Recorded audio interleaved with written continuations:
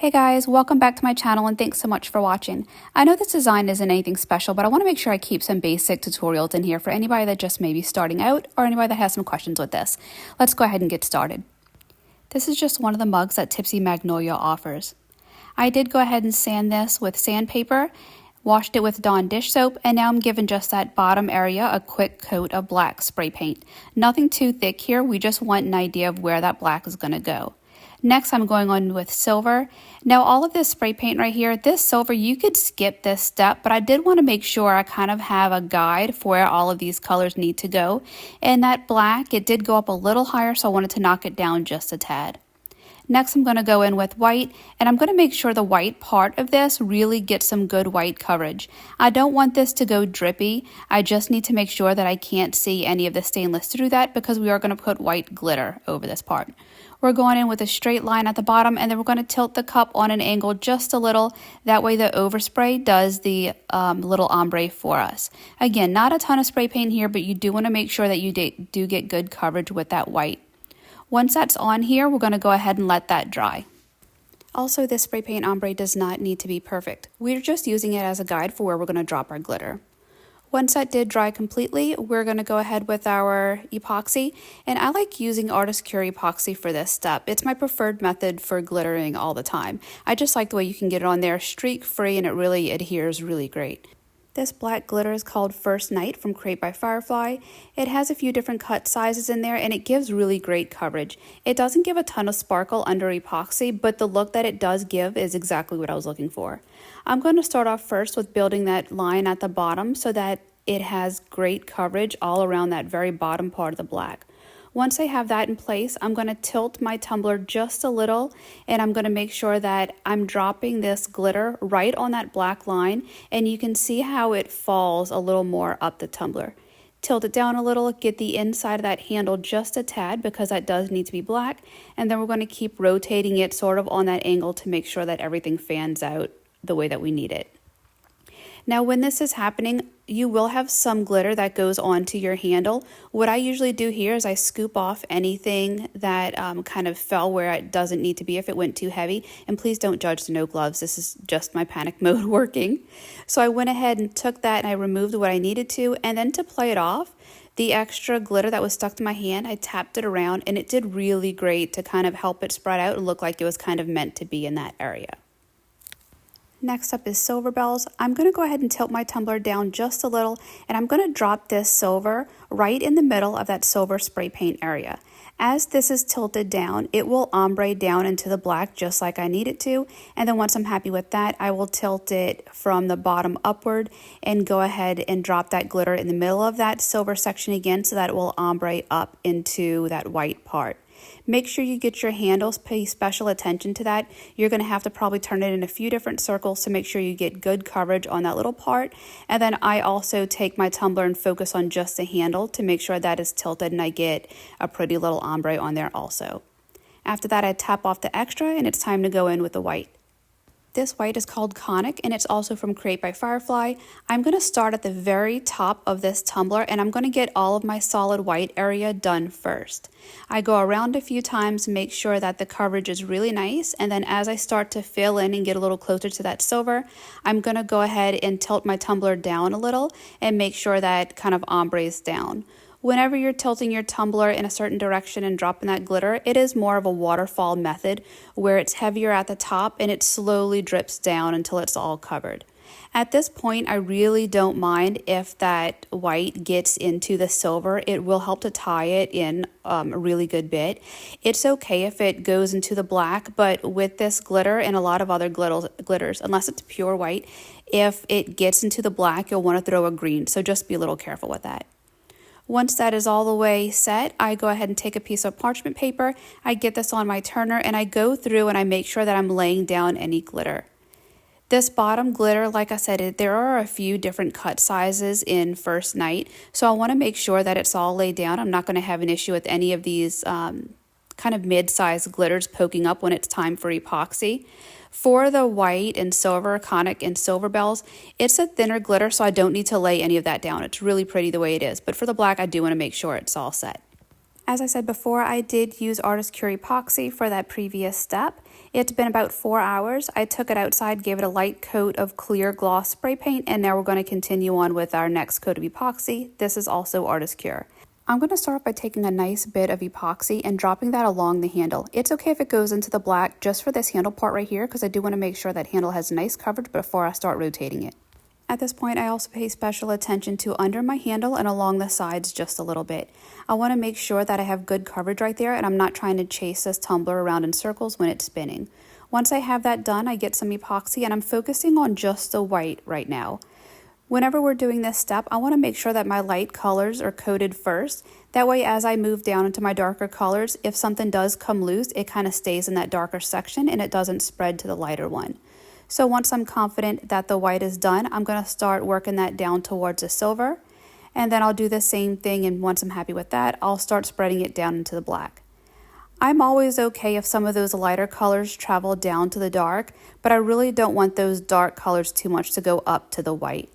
This design is going to have a leopard print over it, so even this ombre doesn't have to be completely perfect. It will all just play off really well into the design. Once I have the epoxy spread out really good, I go ahead and hit this with a torch. You'll notice that I didn't bring any of that epoxy along the bottom of the tumbler because I am going to trim that off. And like I said before, I don't do the bottom of my tumblers. I go ahead and trim that and I keep a clean stainless bottom. We're going to go ahead and let that sit for 4 hours.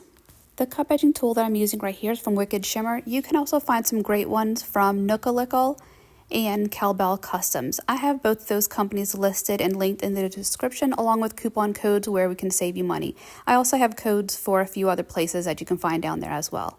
For all of these cup edging tools, I do find that the blades tend to wobble around a little, so what I like to do is shove a little paring knife in between the blade and the base of the cup edging tool, and I find that it gives my blade a little more stability and it doesn't wobble around as much. The problem with this mug, with the way a lot of these tools are built, is that it doesn't allow for the blade to hit the handle. So I'm going to go ahead with my little craft knife and I'm going to trim the little part that doesn't connect. And you'll see whenever you use the cup edging tool, there's a section where it just can't reach. So I go ahead and trim that straight. And then I'm going to take this craft knife and I'm going to go through and loosen up what I cut away. I know that we can tape this off, but guys, I always forget to remove my tape and I just like the cleaner look that it gives. So we're going to do it this way. Once I have that clean cut, I'm going to go through with my craft knife and I'm going to start kind of chipping away at the epoxy on here and some of that glitter. It's really easy to do this without really scratching up the bottom. You'll also see that I'm bringing in some acetone with a dry baby wipe, and I'm kind of alternating between scraping off some of that glitter and spray paint and epoxy that may be stuck right there, and I'm wiping it away. If you have your fingernail and if you get some acetone on this dry baby wipe, you can go somewhat aggressive and wipe away all of that epoxy and spray paint and glitter without scratching up the tumbler. So just take your time with this. If it is being a little stubborn, then the best thing to grab is a magic eraser, and you can go through and really clean it up with a magic eraser and it comes up really nice. Once the bottom is cleaned off, we're going to go ahead and do the top. For this, I have a sanding sponge and I'm just going to hold this on an angle and tilt my cup a little. And what I'm doing right here is I'm sanding that top rim of the tumbler and I'm pulling some of this epoxy and glitter off the rim of the tumbler so it will expose just a little bit of that stainless right around the rim. You'll get a really good seal of that glitter on the sides. So go through and get that all done. Now, one of the ways that I really love to do this is with a Dremel and a flap wheel, but it's a little tough on mugs sometimes, especially this type because of the way that it's built and the curve is. It kind of goes down a little more than I'd like, so we're just going to do it like this. Once I have that stainless rim exposed, I'm going through right now and I'm holding my craft blade on an angle. I'm running it around in circles to help remove any of that glitter and epoxy that's around the side. Once that is all trimmed away, I go in with my dry baby wipe and acetone and I get rid of any paint and glitter that may be around that rim. From now on, all of the epoxy that we're putting down is going to be focused on that final coat and making sure we get a good seal. And we want to make sure that all of the spray paint and everything's removed so we don't have anything in there that we have to worry about later. Next, I'm going to sand all the epoxy. That way when I do my vinyl step, it will have something really good to adhere to. I always like applying my vinyl to a sanded surface. I find that I get less bubbles and I just like the way it lays better. Now with this part right here and sanding it, this epoxy that I put down, Artist Cure, It already lays down in a nice, gorgeous, even coat, but it really did help that I used that parchment paper to lay down some of those chunkier bits. That's why I'm sanding this whole tumbler. If I could feel any spots of glitter that were going to be poking up, then I would do another coat of epoxy before I did the sanding step. If you sand any type of glitter that you can really feel poking up, you have the risk of taking off either the shine of the glitter or it's the glitter completely. You can just take off that color for some glitter, so be careful. If it needs another coat, do that before you sand it. This one didn't, so I just sanded it, and then we're on to decals. For the decals, I like to use clear contact paper for this. Now, clear contact paper, it isn't a really good strong grip of contact paper, but it is cheap and you can reuse it a lot. The easy way to get your vinyl to stick to it is to turn it upside down and take the back piece of paper off, and it'll really lay down a lot easier. So then we're going to get this on the tumbler, too low, honestly. We put this way too low. You'll see later where I pick this off.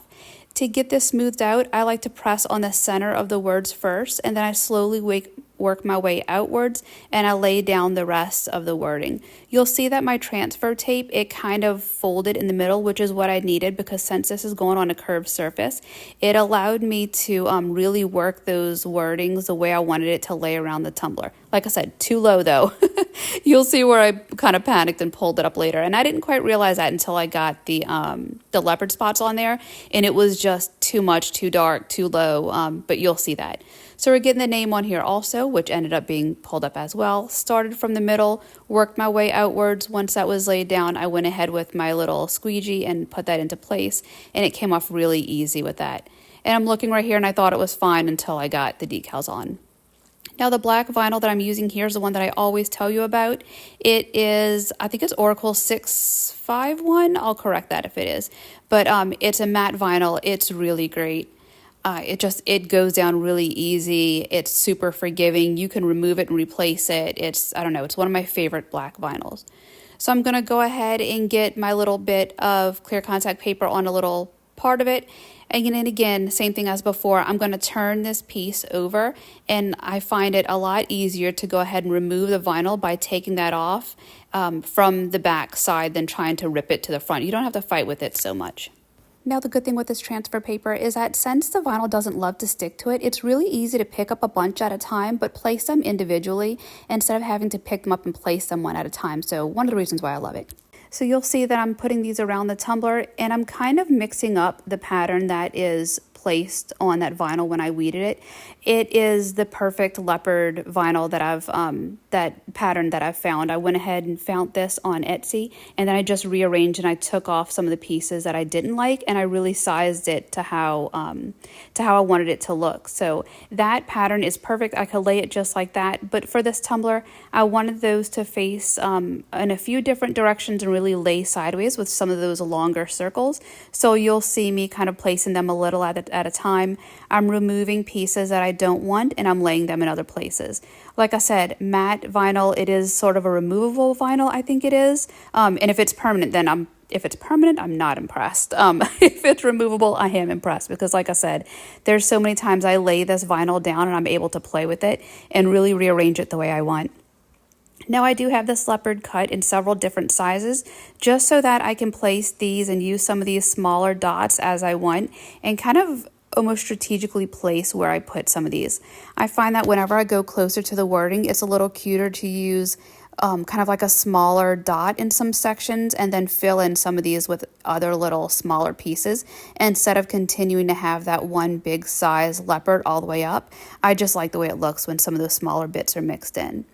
So I'm going to go through the tumbler, fill this all in, and then you can start to see where it's just too crowded at the bottom. I think it's somewhere around this point I looked at it and I was like, wow, that's way, way low for the wording. So once I got the rest of these leopard spots on here, I went ahead and decided to pull up all that wording. Now this vinyl, it did remove super easily. It didn't leave much of a residue. You could feel a few sections where it felt not quite tacky, but it felt like maybe something was there. So I went with just some rubbing alcohol, and I wiped it away and it came right off. If you have something that's a little bit stubborn, then I would do rubbing alcohol and then sand it just a little to make sure it's all gone. But it came up just with rubbing alcohol. Okay, so once again, I have these words weeded out. I have it down on my clear contact paper, and I'm putting it down, and I'm aiming that the top of the wording closer to the white. Before I kind of had it down a little bit more, and like I said, it was way too close.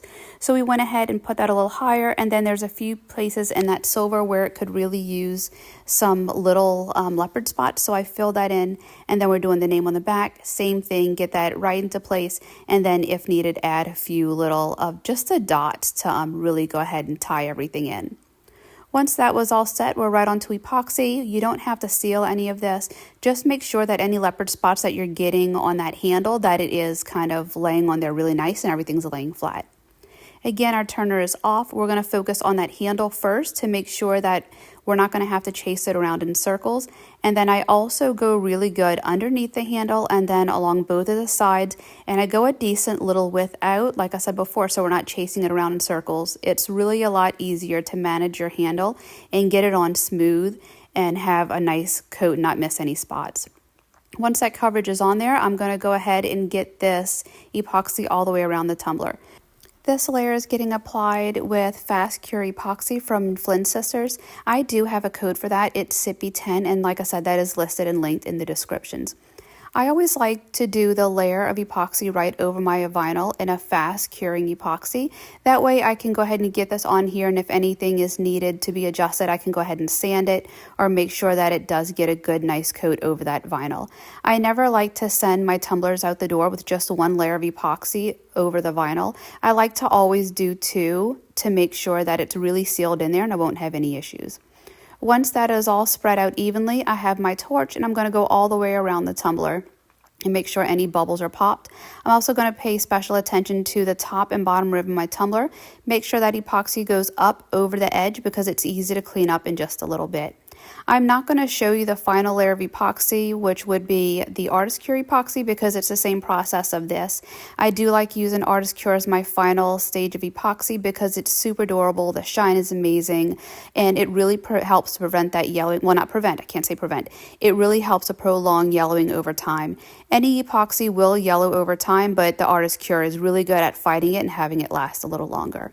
Once everything is on here, I have my baby wipe with some rubbing alcohol, and you can see that I'm pushing that pushing the epoxy up towards the bottom of that tumbler and letting it rotate just so that this epoxy doesn't overlap the bottom and go onto the bottom of the tumbler.